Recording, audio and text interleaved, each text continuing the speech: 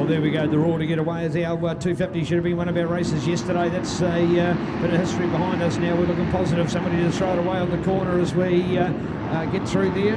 Only the one, so doesn't appear to be too bad as we look out for the update. 17 to go for Cole. Cole Davies has got it, so super start there for Cole as he hits the main already. So it's Cole Davies underway ahead of Seth Morrow. Go to Ryan King, look to Jack Coleman there in 4th place. Looking out for Ashton Dudunsky up there along with Kobe Toms and Cody Griffiths. Then talking about Ruben Smith and there with Jamie Bennett. Exceptional day yesterday from Jamie, along with Luke Maisie in there. Phoenix Van Dusen a little bit further back. Phoenix had some work to do yesterday. Looks like he's got some more work to do today to try and catch up to this pack as we power away to a superstar down here at the moment. So wow, there we are.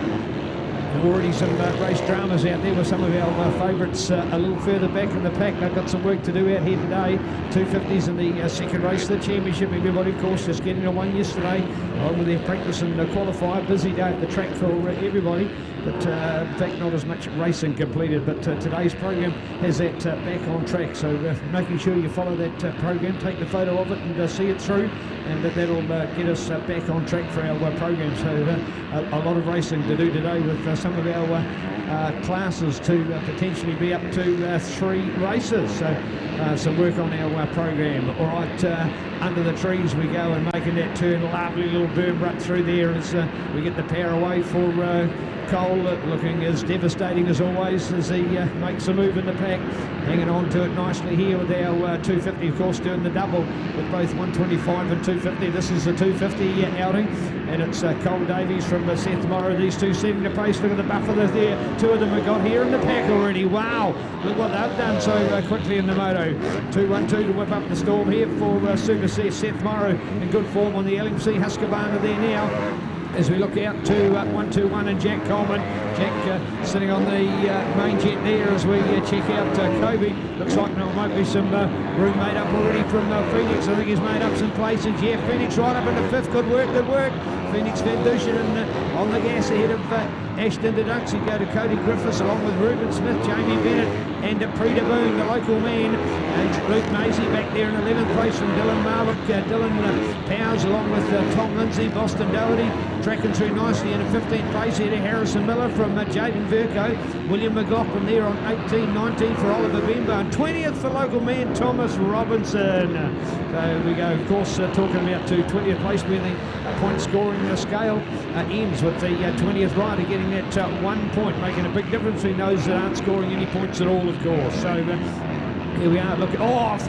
One just to have the classic front wheel washout there as the other riders move around, and that was what you'd call an absolute face planter. And oh, look how super slippery it is on that jump face. Yeah, it gives you an idea of just what it's like out there. So having to correct the bike, and of course a lot of 250 guys finding it a tough ask, and that they'll probably be trying to start the bike off the bike and then get the bike's momentum before they get to throw their leg over and get away again. All that good work undone, unfortunately, as they then go exactly what we were talking about, and the way they power to try and catch up on the pack. All right, checking it out, it's still the 17 of Cole Davies whipping up the storm out here, and go to Seth closing in. So Seth, I think he might have closed in there, looking to see what his time might have been. So Seth Morrow closing the gap down at the moment. So it's Cole and Seth. They've gone for it. Will it be Jack? Will it be Kobe? How we're looking now as we're back to the update. So Jack on his own now with Kobe there on the BCC Beards Collision Centre supported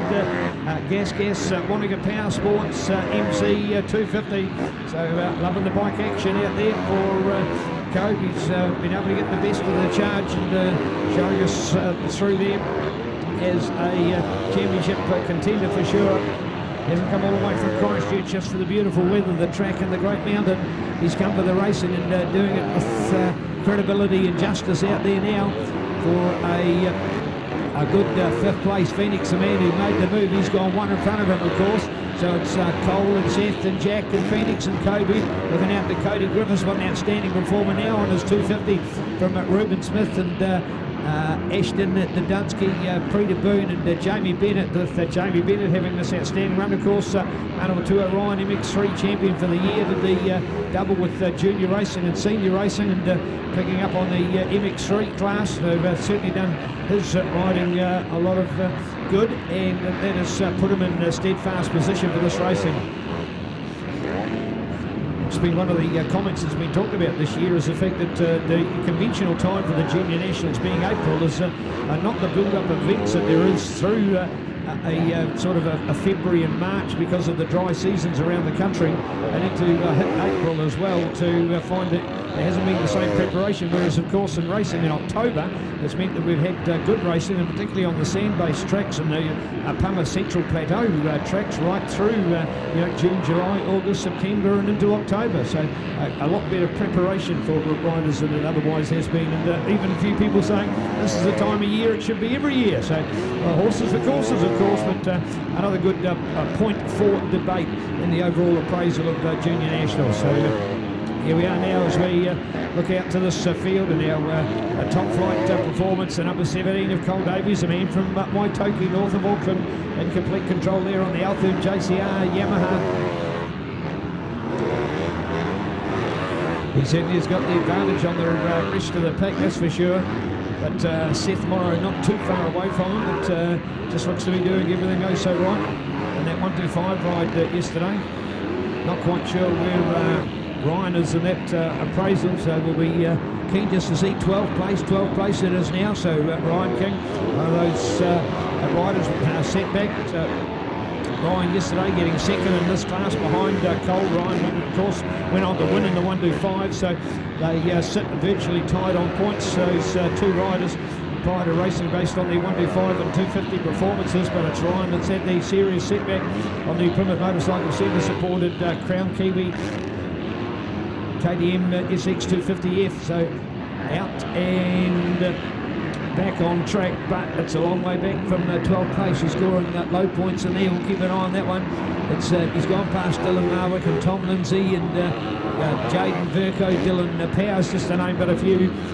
But a serious setback for his great riding. He was a standout performer here yesterday, and he'll be gutted with the way it started today, but of course you've got all the 5 races to turn into a good performance, so hopefully he'll be able to do that today. Checking him out, 110 and Ryan King on the comeback trail at the moment as he makes his way from the wilderness to the front of the pack.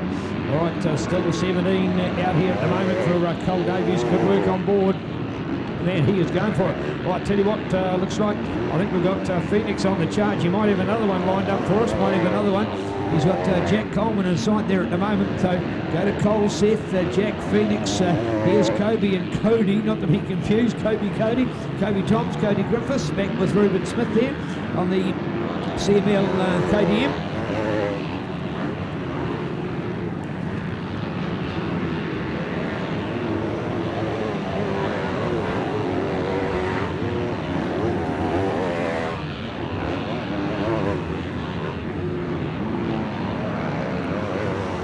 Well, it might be an opportunity to be talking about the elite of our sport with the very good front running up there of those top 10 or so riders. But as Ryan King was finding out, there's certainly some quality in the pack. Further back, he's only made his way to ninth place, and people like Ashton Dunsky and Luke Maisie and Jamie Bennett, they had to get past. They were hard work because of the calibre of them as riders alone. You know, those that are doing around 10th place in a 250 class like this will still move on to be very competent MX2 riders in our senior sport, hopefully within the next couple of years.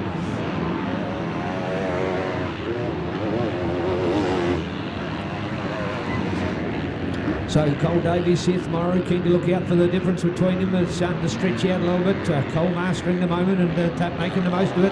Check him out there on the number 17 Yamaha YZF 250 in front of Husqvarna's Seth Morrow, the man all the way from Invercargill, put in a top result here yesterday, of course. So he's been able to master the point of difference with the other riders. In fact, has not actually been home since last weekend. He was in fact competing in Rockhampton, North Queensland, Australia, at the Australian Junior Champs. The family didn't get back until Wednesday, of which they were then in a position to come straight down to this event. So they haven't been back home to Invercargill since the Junior National. So a huge amount of travel for Team Morrow and their learnings, as Pam put it. Had a great chat to her yesterday about the things they've learned, and that's what the sport's all about when you're a junior rider and parents of a junior rider, when you've got so much learning to do and getting that experience and going over to Australia and finding out what it was like. Unfortunately, I couldn't have their good suspension and other features with them, so working on a standard bike up against some of the others with more experience, more knowledge and more technology in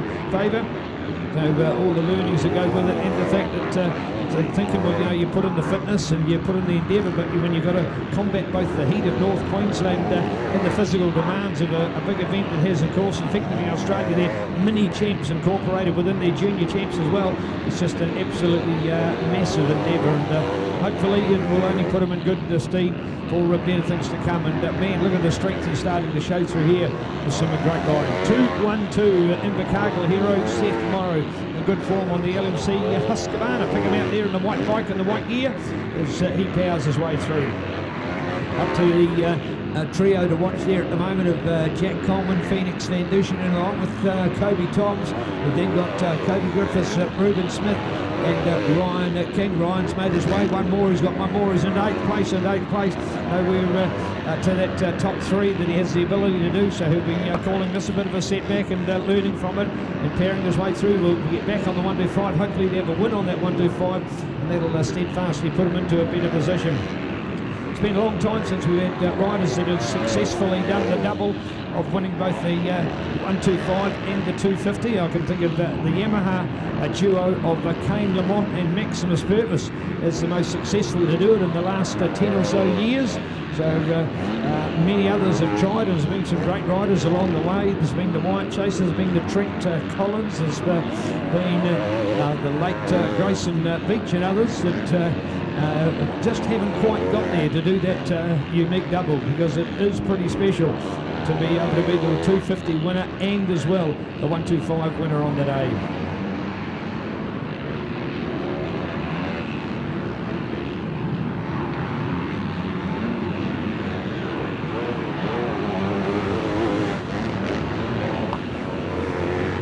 Well, for these guys to be cracking this kind of pace, it's only around 9 o'clock in the morning. They've woken up, they've been ready to go. It's a long time, effectively, since their racing yesterday. They would have waited around because they were scheduled to have a second race on the program, but with yesterday's hold-ups meant that they didn't get that, so they probably were waiting probably something like about 6 hours since that race yesterday. So to come out and be fired up here early today has meant a bright and positive start for them on day number 2 of our Aon Insurance New Zealand Junior Champs.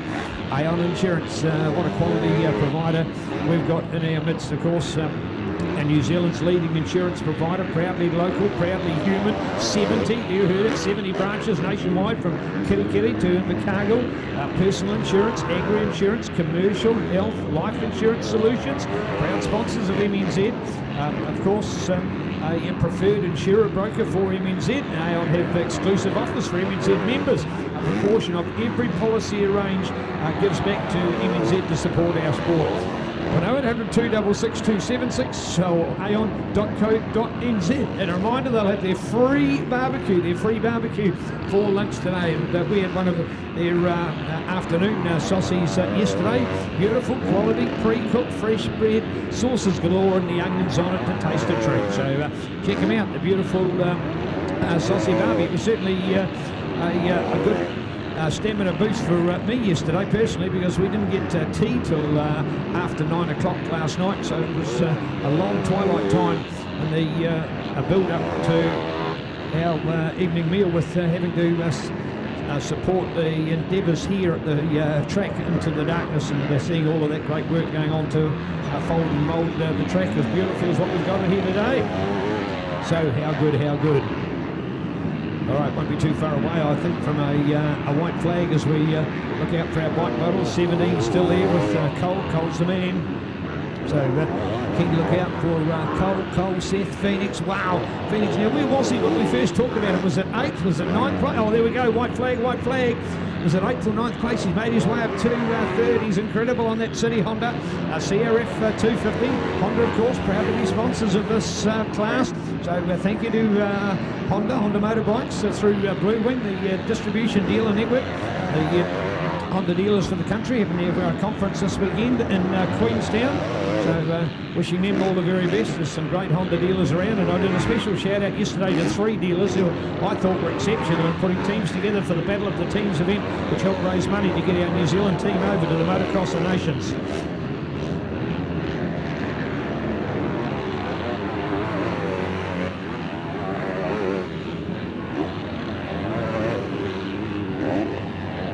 Yeah, thank you. Just a call now from our grid people at the start to please not go down there too early, because this cycle means that, of course, the next group that's going to do a practice, and that's what we've got next, is another practice. They'll be coming back in after their practice, ready to go for their race. So just effectively it's revolving. So it is if your class will practice, you'll then watch a race, and then your practice comes around, and you'll line up.